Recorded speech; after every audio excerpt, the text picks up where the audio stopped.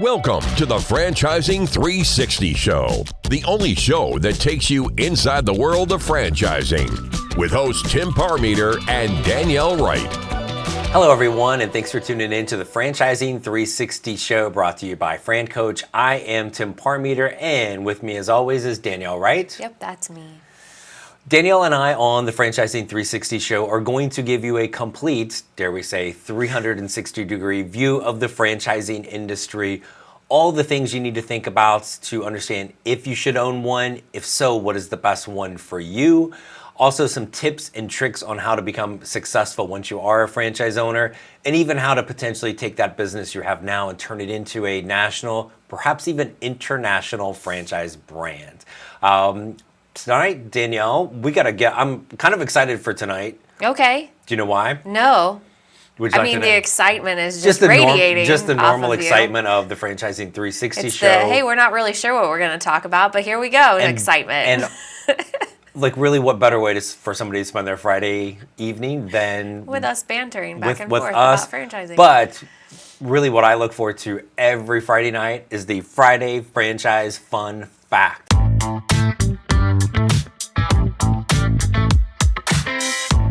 Oh, you're hitting it early, huh? I am, because I feel like it's going to be really important tonight. I think it's super fun. I took a lot of time and effort and planned the Friday Fun Fact this go around. And so just maybe educate all of us, these fun facts are just coming straight from your brain, or Sure.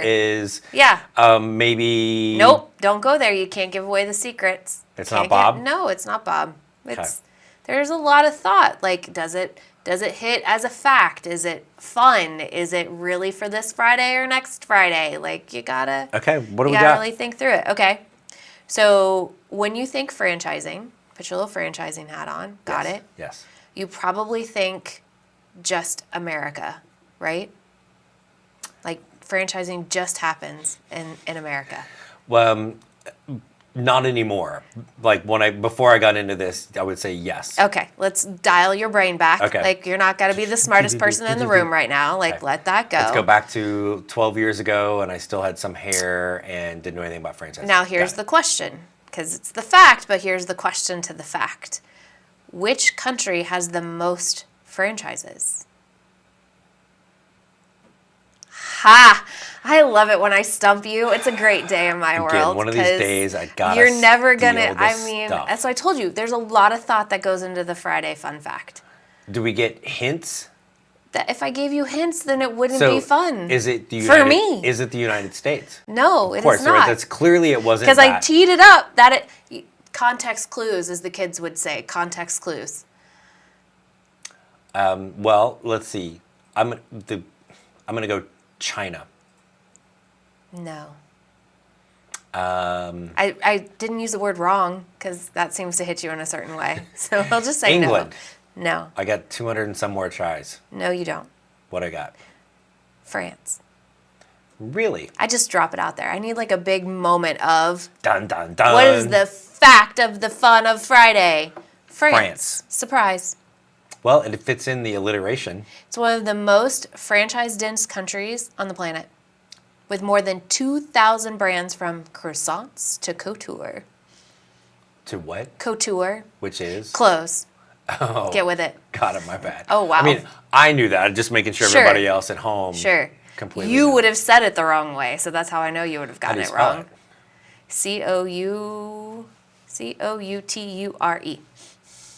Couture. Couture. Okay.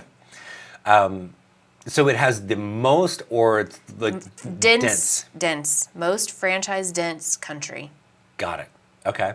And I'm guessing some that we probably know, and then probably a whole bunch that are I didn't say that I was bringing all of the brands that are in France, bro. The fun fact is France. There you go. There we go. Okay. And we know we can get the pretty much the golden arches, the one thing everybody knows in franchising, Yes. basically. But you know their everywhere. menus are different, right? Yes. Okay. You're supposed to say no, because everybody else probably How doesn't many know different that. countries have you had McDonald's in? 3. Okay. 3. Because after a long trip, all you really want is something that you know that, like, I went to Ireland and England, and when we came home, the first place that we went was Chick-fil-A. Okay. And how's our Friday franchise fun fact play into what we're going to talk about tonight?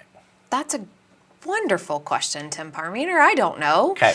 I'm just here as the talent. I'm confused. I bring the fact. That is it. Got it. Well, and it does kind of tie in, but we'll get back to that after this break here on the Franchising 360 show. We are back here on the Franchising 360 show. Tim Parmeter alongside Danielle Wright. And Danielle, we love the fun fact that people probably don't think about franchising maybe all over, or how different they can be in different places. There's a couple things that I think are consistent in franchising, no matter where people live, is kind of some of those things that are going to drive them into looking at franchises. And there's, each person has their own kind of individual reasons, but they all kind of fall into the same few buckets with this, right? What have you seen some of the things that have kind of maybe been the trigger for somebody to go, maybe I don't really know anything about franchising, but I should explore it a little bit?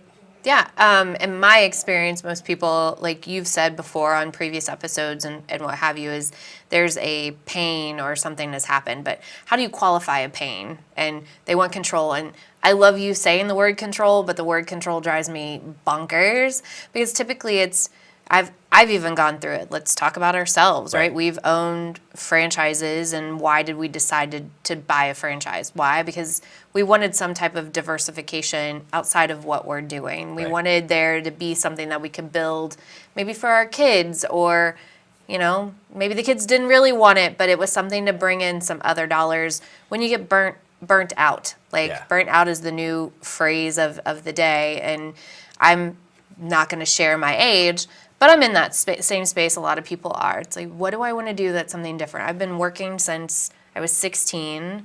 I got into the professional world when I graduated college, and so I've been a working professional for way more years than I want to stomach right this second. 6, right? And yep. Mm-hmm. Okay.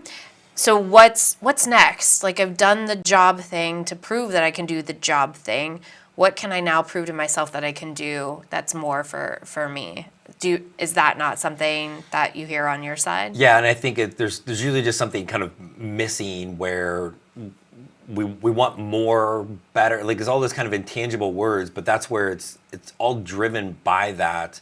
It's something in their existence is not as good as they want it.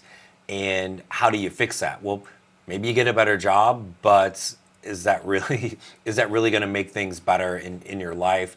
And there's a lot of times people, the longer they've been in working in the kind of the corporate world, the more you get pigeonholed in what you're doing. This is what I do, and this is what I always try to. I'm the vice president of sales in this industry. I'm going to go way over here to this other industry and be a vice president of sales because I want to change.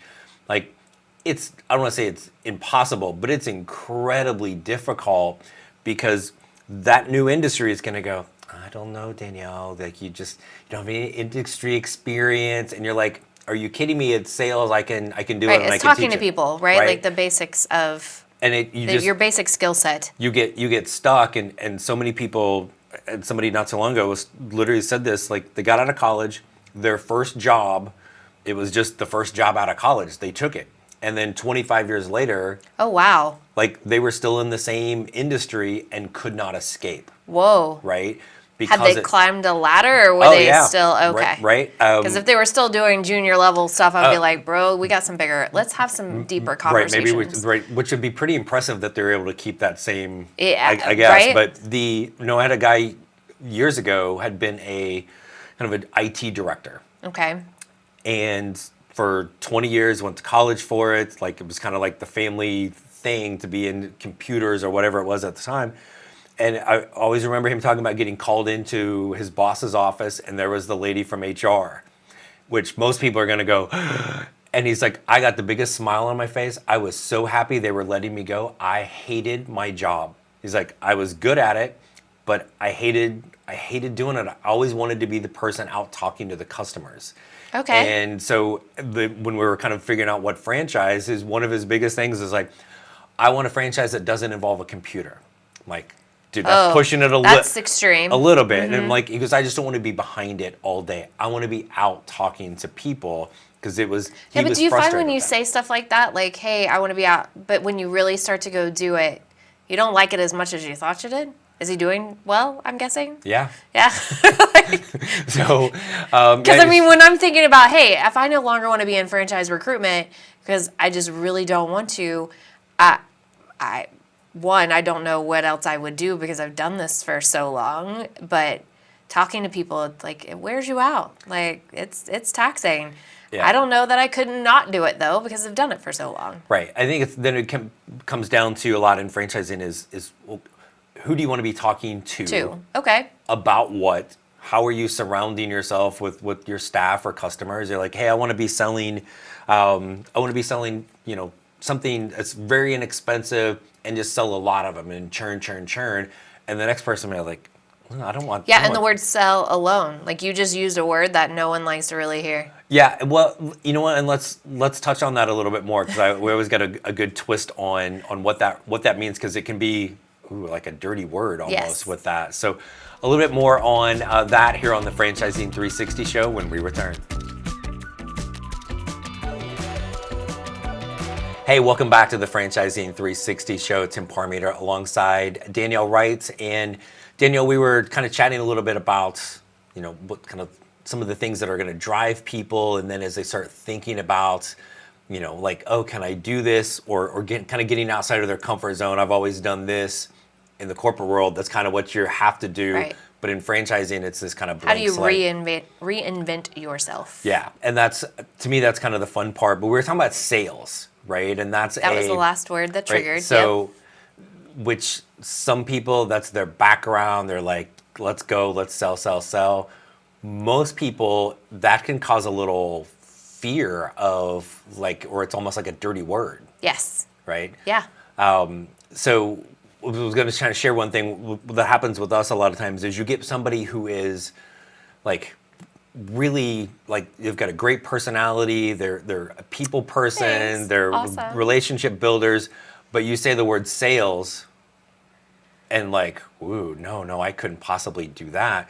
But it's the perception of I got to go knock on doors and Or I'm selling used cars.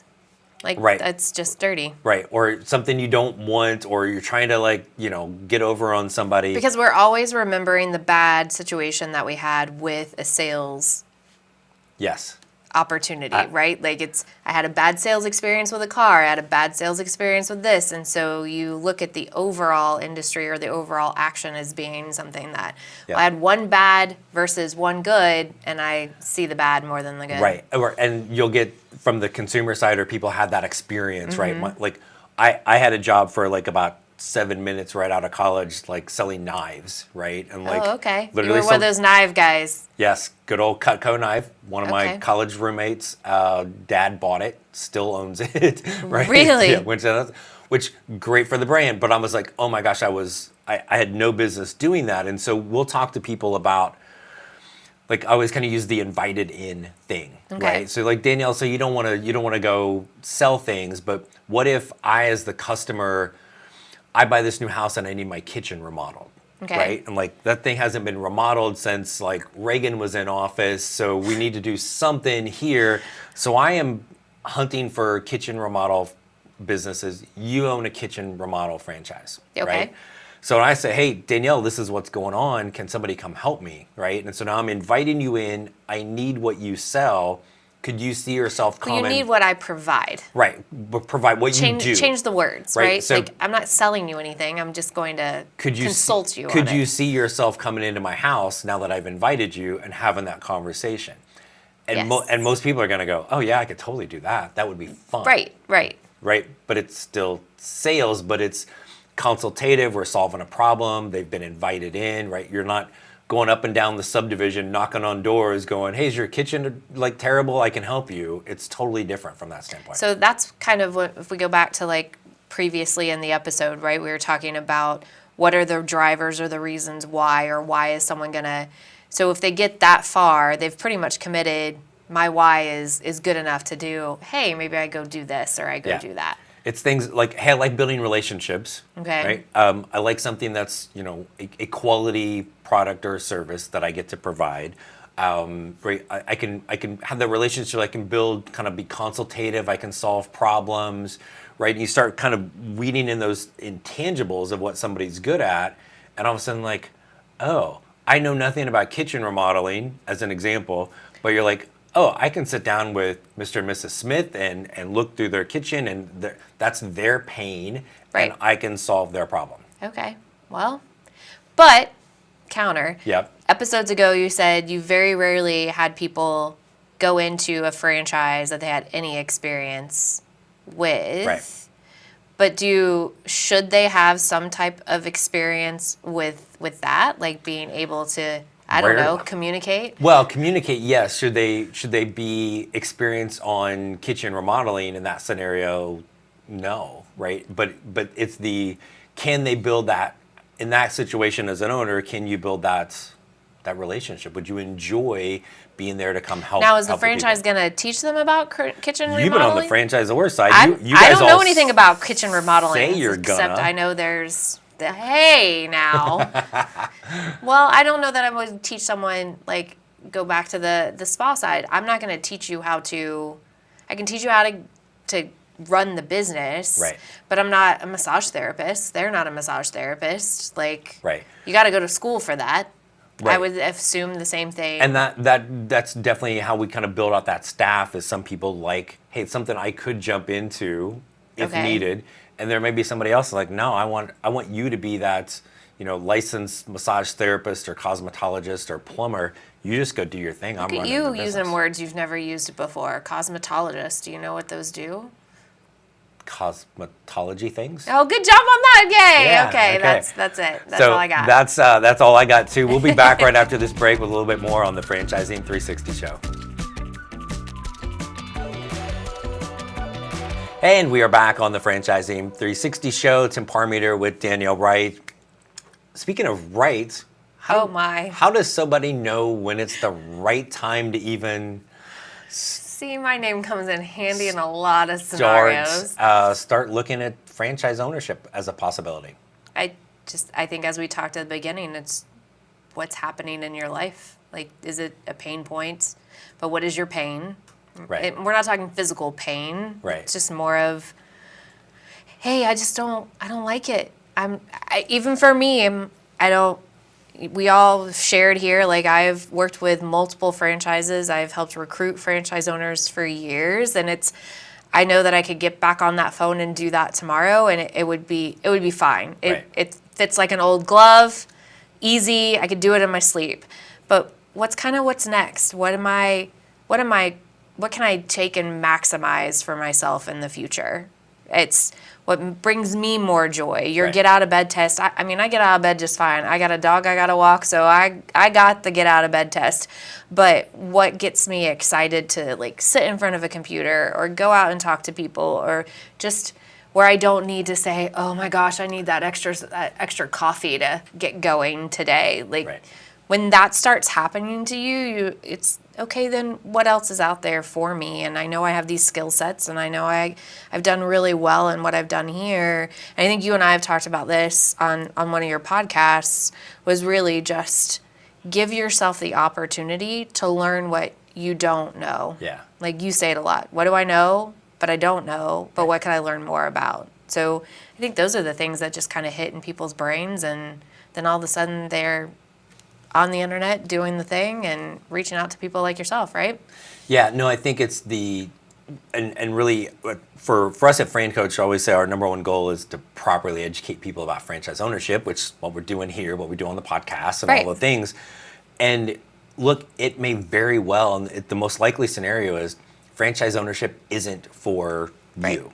And that's okay, but at least you... It wasn't for us. Right, at I least- mean, we've owned a lot of them, and we no longer own them And- because we sold them. Right, But it's and may again at the future, or whatever it is, and so it's just that education of the open mind of, like, hey, maybe I learned something and it solidifies, like, yeah, I got it pretty good, right? Right. Because sometimes the grass isn't always greener, Correct. right? Because you said this before, is like, hey, if you don't want like your job, like you don't want to work, right? Do you not like the job? How do you say that? do you not like the job, or you just don't want to work? Right. I don't like my job. Well, do you not like the job, or do you just, hey, I don't want to be working? Then Right. that's too, nothing is going to solve that I don't want to work. Yeah, Nothing. don't call us at that point. At that juncture, you'd be looking to buy a job, but you would be buying a franchise to buy a job. You're still going to you still have to work, right? And I think you use the phrase that people say sometimes in a negative, Yes. right? Franchise is just buying a job.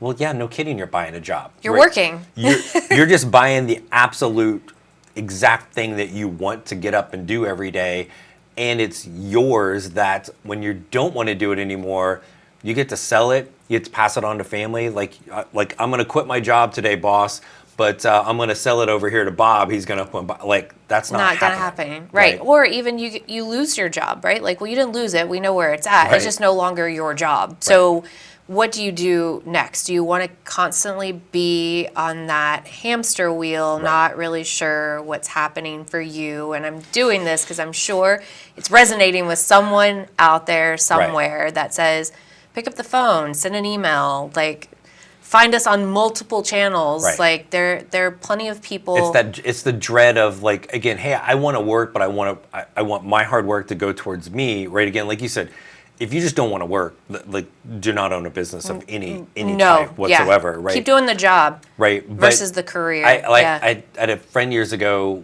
that literally on Sunday night, she would be in tears how much she hated her job on Monday. Like, it's already ruined half of her weekend.